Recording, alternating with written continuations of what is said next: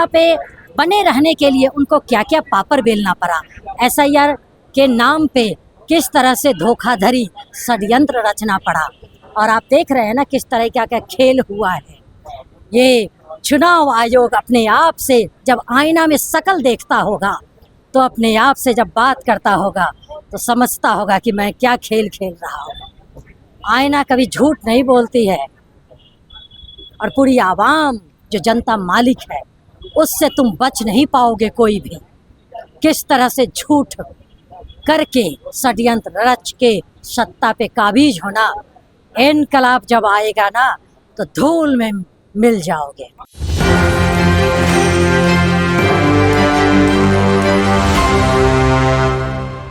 नमस्कार, आप देख रहे हैं एक न्यूज़ 24। मैं मनीष आपके साथ। हमारी मौजूदगी अभी राष्ट्रीय जनता दल के कार्यालय में है।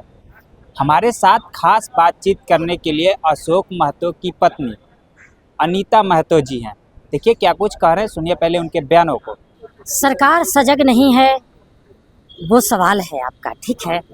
सरकार कई जगह सजग नहीं है ना। और पूरी आवाम सूबे बिहार की जनता जानती है। और हम पार्टी के लोग अपनी पार्टी को मजबूती प्रदान करते हुए, उनको लेके चलते हुए, और हमारे पार्टी ने हमेशा सामाजिक न्याय की लड़ाई लड़ने वाले लोग हैं यहाँ।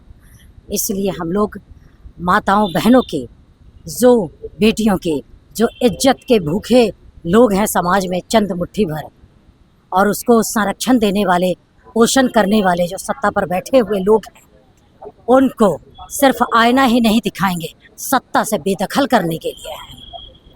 इनकलाब लाने वाले हम लोग हैं। आकर रहेगी। गंगा जी कैसे देखते हैं नालंदा में एक औरत को जो खुलेआम उनका स्तनों को छुआ गया, उस पर वीडियो बनाया गया, गाली गलौज की गई, कैसी हिम्मत बढ़ जा रहा है अपराध में? आप समझ रहे हैं ना, इसी को कहती है वर्तमान सरकार सुशासन, है ना। तो ये समझने की जरूरत है पूरी आवाम को, और हमारी आवाम समझ रही है। तो समझिए ना किस तरह से ये शासन प्रशासन के लोग मूक दर्शक बने हुए हैं और संरक्षण दे रहे हैं, पोषण पालन पोषण कर रहे हैं इस तरह से, और इसको कहते हैं सुशासन। आप आंकड़ा देखिए, लॉजिकली प्रैक्टिकली डाटा को देखिए, समझिए, और जागरूक समाज जो है वो इनकलाब लाने के लिए मजबूती से तैयार है, सड़क से सदन तक।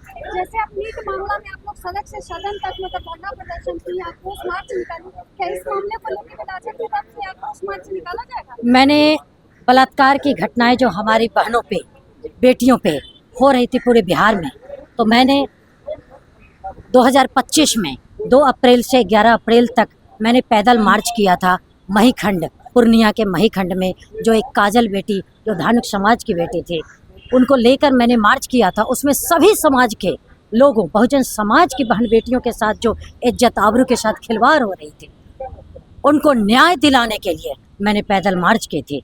मैं सूबे बिहार के लोगों ने वेलकम किया और बहुत मजबूती से इसको न्याय दिलाने के लिए हमारा साथ दिए। हमारी पार्टी के लोगों ने मजबूती से आगे आकर वहाँ तक गए, पूर्णिया में लड़की के माँ बाप से मिले, उनको साथ दिया, और मैं धन्यवाद देती हूँ।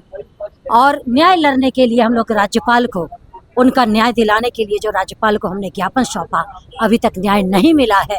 मैं जब तक न्याय नहीं मिलेगा तब तक लड़ाई जंग हमारी जारी रहेगी। क्या महिला विधायिका है आप, जो है आप बहुत संघर्ष करके बहुजन समाज से कोई महिला जो विधायिका बन पाती है, सांसद बन पाती है। वर्तमान में जो राजनीतिक स्तर है, कहीं न कहीं प्रशासन जो है एक तरीके से आप दूल्हा लग रहा कह सकते हैं। तो पुलिस का डंडा केवल छात्रों पर चल रहा है, महिलाओं के साथ जो अत्याचार हो रहा है उसमें धाराएं भी बहुत कमजोर लग रही है। क्या लगता है कि कैसी राजनीतिक दबाव होगी? क्योंकि लालू जी के राज को जंगल राज कहा था, तो अभी के राज को आप कैसे देखते हैं? देखिए, अभी के राज को आप जब बाइफरकेट करेंगे, डिफरेंस करेंगे, तो आप समझ सकते हैं। हमारे माननीय लालू यादव जी को साजिश के तहत बदनाम की गई, उनको सत्ता पे काबिज लोग थे वो, और सामाजिक न्याय की लड़ाई लड़ने वाले लोग थे। पूरे बिहार ही नहीं, पूरा देश जानता है उनकी वर्चस्व जो है, उनके जो सुविचार हैं, उनके संकल्प जो हैं, देश विदेश में भी चर्चा है उनकी। आप समझ सकते हैं तो साजिश करके बदनाम करके जो काबिज हुई जो सरकार है, सत्ता पे काबिज लोग जो हैं, देखे ना सत्ता पे बने रहने के लिए उनको क्या क्या पापड़ बेलना पड़ा। SIR के नाम पे किस तरह से धोखाधड़ी षड्यंत्र रचना पड़ा। और आप देख रहे हैं ना किस तरह का खेल हुआ है। ये चुनाव आयोग अपने आप से जब आईना में शकल देखता होगा तो अपने आप से जब बात करता होगा तो समझता होगा कि मैं क्या खेल खेल रहा हूँ। आईना कभी झूठ नहीं बोलती है और पूरी आवाम जो जनता मालिक है उससे तुम बच नहीं पाओगे कोई भी। किस तरह से झूठ करके षड्यंत्र रच के सत्ता पे काबिज होना, इनकलाब जब आएगा ना तो धूल में मिल जाओगे। तो जैसा कि आपने सुना, उन्होंने कहा कि जो बिहार में महिलाओं के साथ जो दुष्कर्म हो रहा है ये सरकार की नाकामी है।